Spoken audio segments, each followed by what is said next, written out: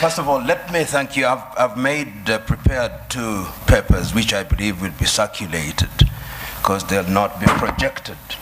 But if you can see, first of all, I want to agree with the Honorable Minister. I've done 2 pictorials. One of them is described as Africa at the dinner table. And if you look at Africa at the dinner table, Africa is on a plate and it is meat.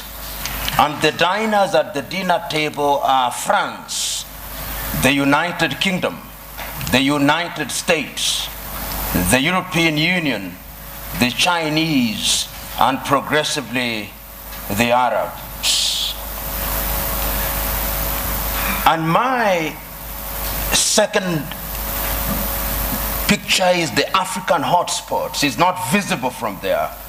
But if you look at Africa today and you make a clean sweep with your mind, there are different conflicts of different intensity in Somalia, in northern Mauritania, in northern Mali, in Central African Republic, Democratic Republic of Congo, Guinea-Bissau, in the Cameroons, in South Sudan, and one can go on and on.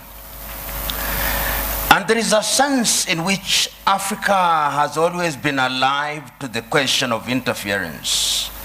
I will refer this audience, particularly those who are starting, to take time and read the 32 odd speeches that were made in the month of May 1963 by the then heads of states and government of independent African states, the 32 of them.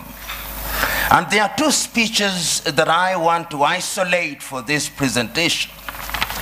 One was by David Dacko of Central African Republic. And in thanking Emperor Haile Selassie and Kwame Nkrumah on that day, he said that we must never forget that the colonial power has not left us. We must recognize that he did not go willingly. And if we don't check them, they'll come back again. And what would little Central African Republic do against them? Today, he is right. Today, if we remember the activities of France and how they propped up the regime of Jean Bedel-Bokassa, he was right. Today, as the Honorable Minister has indicated, Africa remains the only continent in the world that is referred to in these terms, Anglophone, to mean that we are a sphere of our erstwhile colonizers. About 2 weeks ago, there was a meeting of the Commonwealth in London, England. And a friend of mine who is an Anglophile sent me the photographs very gleefully, saying this is a meeting of 53 equal states. I told him, no. If it was so, why is it that the leadership of the Commonwealth is hereditary rather than rotational? In other words, in the minds of the British, her former colonies are still under her tutelage. And I want to submit to us that in the minds of what I'll call the conceptual West, they think they have a divine duty to instruct Africans what to do. True. And in the minds of many African leaders, they think that they have a divine duty to accept what they are told. That, in my view, is what the Honorable Minister was talking about, the mindset. And this is something that has been examined. We have seen France and its very pernicious presence in Africa. We know what they did in Burkina Faso against Thomas Sankara. We know what they did in Mali or the Sudan against Modibo Keita or against Sékou Touré in Guinea. Pernicious to the core. The Portuguese, we know what battles had to be fought in that area. And let me put this very bluntly. When the former leader of Portugal, Marcelo Caetano, was asked, why can you not allow the colonies to gain independence? This is what he said in substance. As I have examined world history over the years, the following have emerged: that the Caucasians have been responsible for monumental discoveries in the development of man. So have the Chinese, so have the Arabs. But the Africans have been responsible for nothing. They are only fit as hewers of wood and drawers of water. And I want to submit to you who are present here that in the conceptual West's unguarded moments, or guarded moments, that is what they think. And that is how they relate to Africa. So the whole idea that they will interfere is something that they think is their God-given duty. I said there were two speeches in 1963 that I wanted to refer to. I referred to David Dacko. The second one was the speech by Kwame Nkrumah. And Kwame provided the solution. He did not complain about colonialism. He said, we must live here with one army, with one command. We must live here with one currency. We must live here with one currency, one country. I do not know where its capital will be, but I suggest Leopoldville or Bangui. Other leaders may have their thoughts. Kwame was right, but who listened to him? Several years down the line, and I've said it in my paper, there were coup d'etats which were engineered, there were mutinies which were engineered, and other forms of destabilization. And I want to believe that the person who actually said it very well in the 1980s was the former American President Ronald Reagan. He said, the United States of America does what is in her best interest. And I agree with him. Does Africa do what is in her best interest? Do African leaders do what is in the best interest of Africa?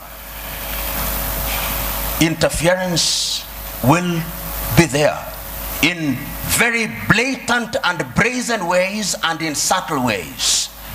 I've always asked, until very recently, how many African countries manufactured bullets? Very few. Until very recently, how many African countries, in fact, how many African countries manufacture jet fighters? How many African countries are involved in the arms industry?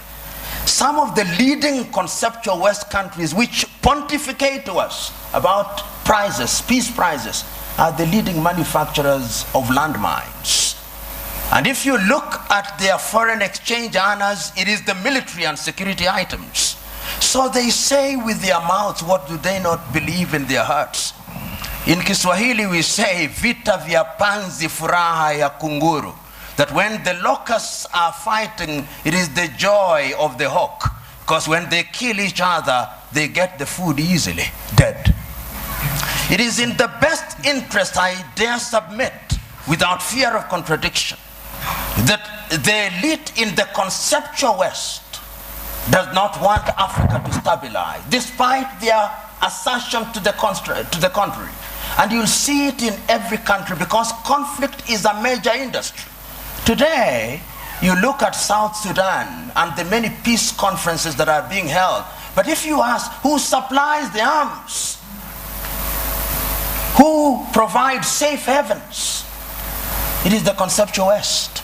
And when I use the term conceptual West, I'm saying that it extends to countries which are geographically not in the West, like Australia or Canada. So I'm submitting in answer to your question, Joe, that interference is there, and it is part, to use this old cliche, of the neo-colonial project. The neo-colonial project requires that Africa must remain within the sphere of influence of these states. Today, if you look at the United Kingdom, which has left Europe, one would have thought that those are their cousins and that they should sit in comfort with them.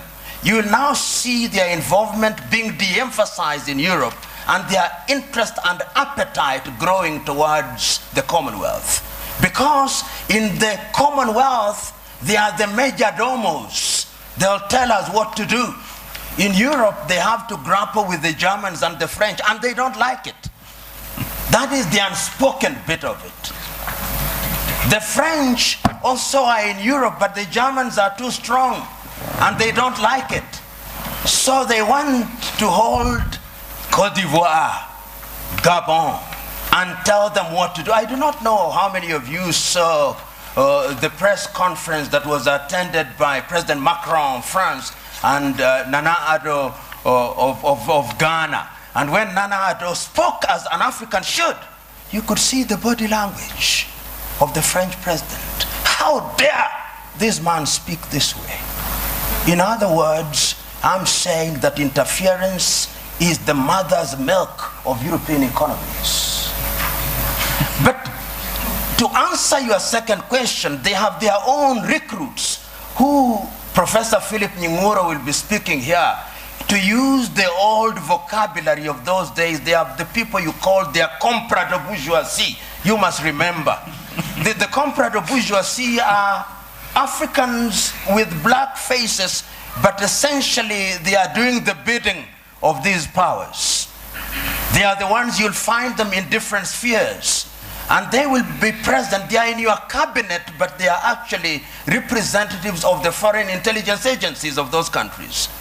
We know this. If you look at the declassified papers from the United States, we now know that some of leading cabinet ministers in many African countries were working for the CIA or some Western agencies. So you are sitting in cabinet, and in these days of the mobile phone, they are possibly texting their masters in Europe and America. So interference is also exacerbated by these comprador bourgeois for their own benefits, and it has never changed, Honorable Minister. In the early days of slavery, they gave some of the chiefs mirrors and alcohol. Today, what they give them are flats in Paris or in Dubai, and that is what makes them undermine Africa.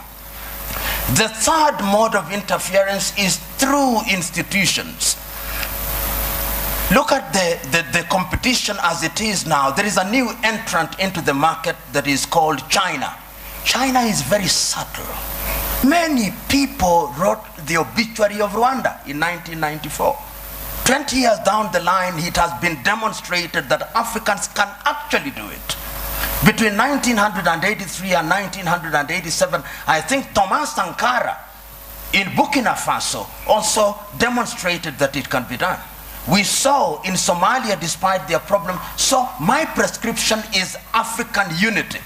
Africa must now begin to negotiate initially in terms of blocks, SADC, ECOWAS, East African Community, and ultimately as African Union. And lo and behold, we must do it. And I've always said this cliche, we must do it, because if we don't do it, we will be done. Thank you.